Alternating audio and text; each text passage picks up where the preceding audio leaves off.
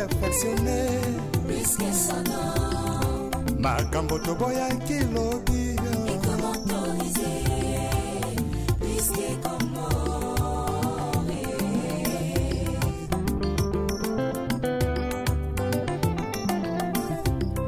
L'issou me commande en perfectionné. Risque sonore. Makambo toboya kilobi. Et comment autoriser? Et comment autoriser? Risque comment?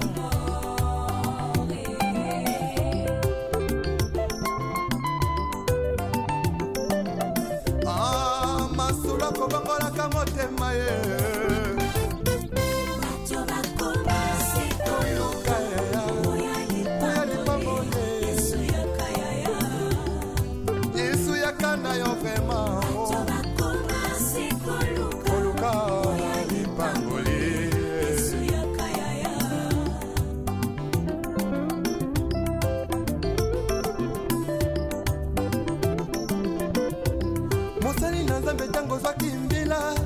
Osalaki kosala na bazele nyonso ye kasi tango kaka elevation ye okomi koegorge nanya pesi permission otelemelaki tribalisme elobi lelo tie na nsima na yo mokongo moluba moswahili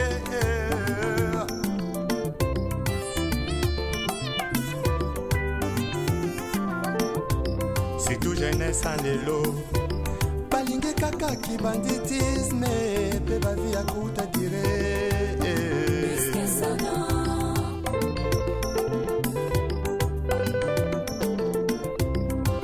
bamama ya lelo mingi na kati ya mangomba bilingi ya lelo mingi na kati ya mangomba losombo na bango zambe bisanga libala mpona bango nzambe mesanga mabota kasi ata mokolo moko te moto alela nzambe asala ngolo atika lisumu hipokrisie na kati ya mangomba bongo bilenge ya lelo balingi kaka bisengo ntango moke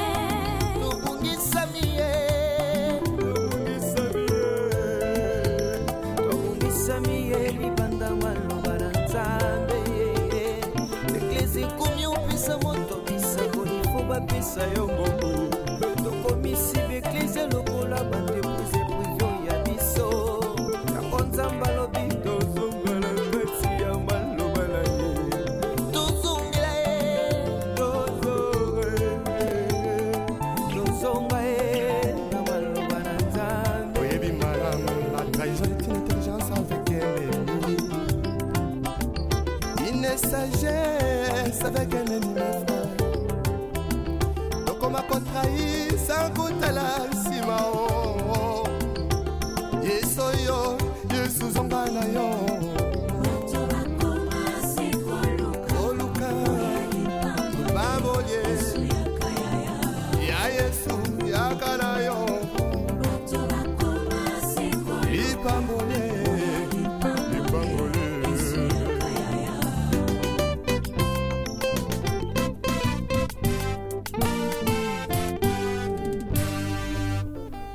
le retour à la parole nous est tous demandé. S'il te plaît, retournons à la parole.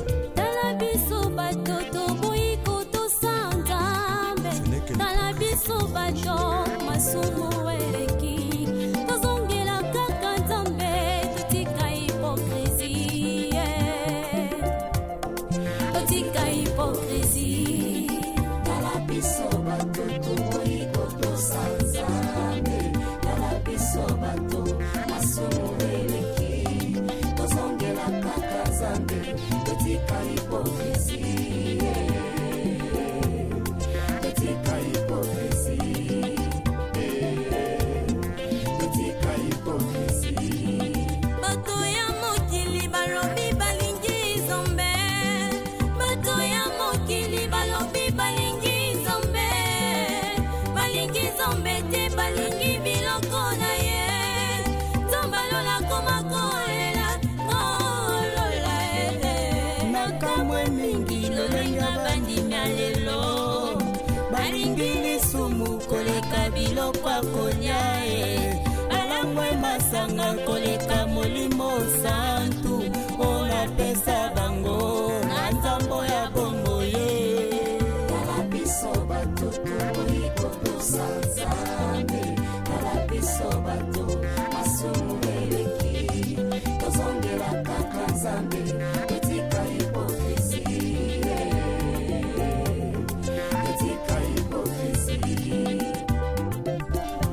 Meme tokolaka mpona ninyo toyebi malamu biso kobanko ye tozongela nzakomba ye. Retournons tous à la parole, retournons tous à la parole, retournons tous à la parole. La parole c'est Jésus-Christ. Tout dévote mon massé.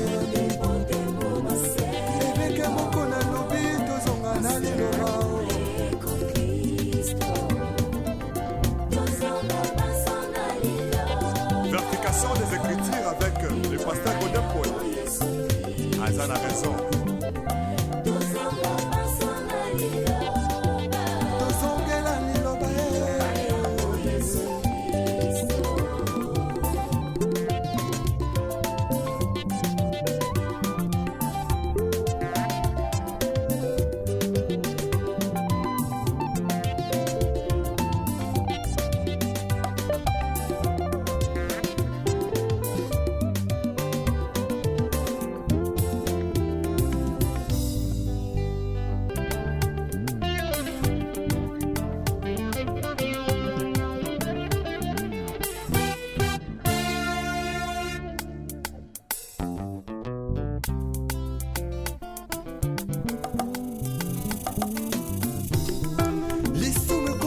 Perfectionné puisque son nom makambo toboya kilobi et comment autoriser puisque comment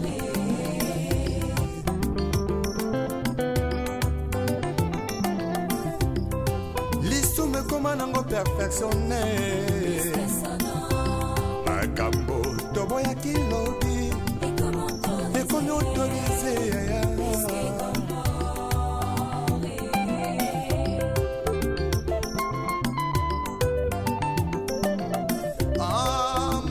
kobangolaka motema ye bato bakoma sekoluka oya lipango ye yesu yakana yo vraimen bato bakoma sekoluka oya lipango yesu yakaya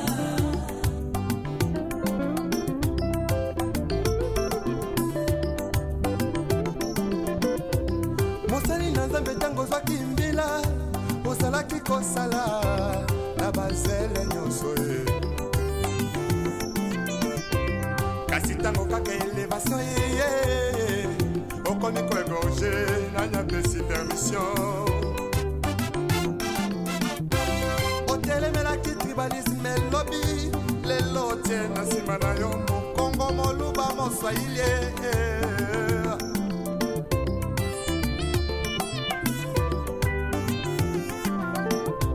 surtout jeunesse en lelo balingi kaka kibanditisme pe bavi ya kuta dire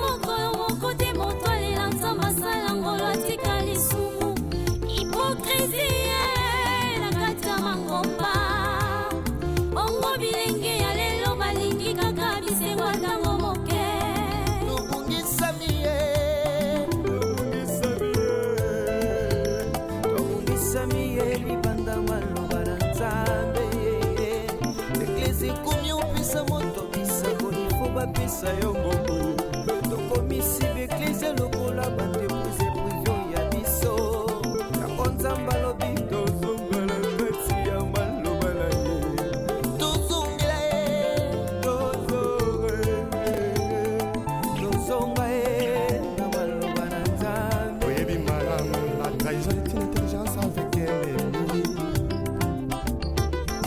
sagesse avec un ennemi frère. Tokoma contrai sans kotala nsima o. Yesu yo, Yesu zonga na yo. Oluka, baboye, ya Yesu yakana yo. Ipambole, ipambole.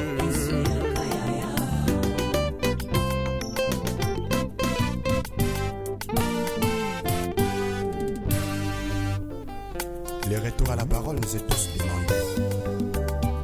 S'il te plaît, retournons à la parole. Talabiso bato toboyiko tosanzambe.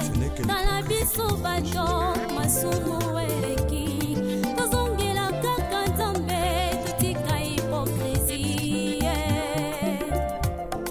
Totika hypocrisie. Talabiso bato toboyiko tosanzambe. Talabiso bato masumu eleki.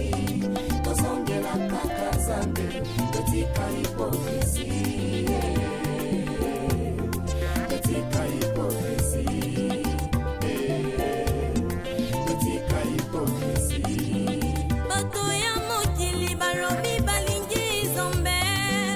Bato ya mokili balobi balingi nzambe.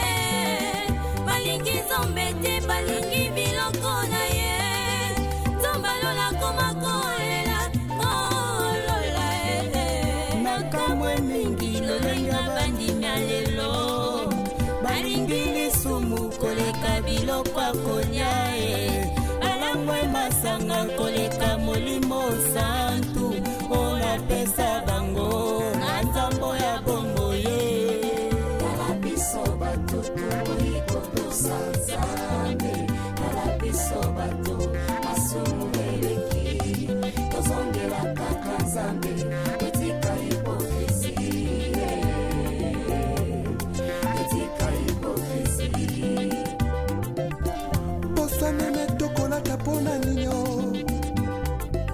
Toyebi malamu biso kobanko ye.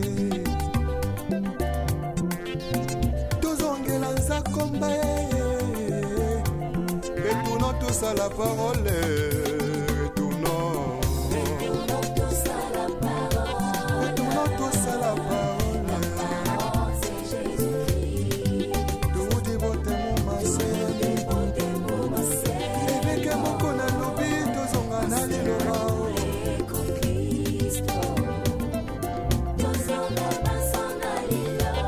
Vertication des Écritures avec le pasteur Godin Paul. Azan a raison.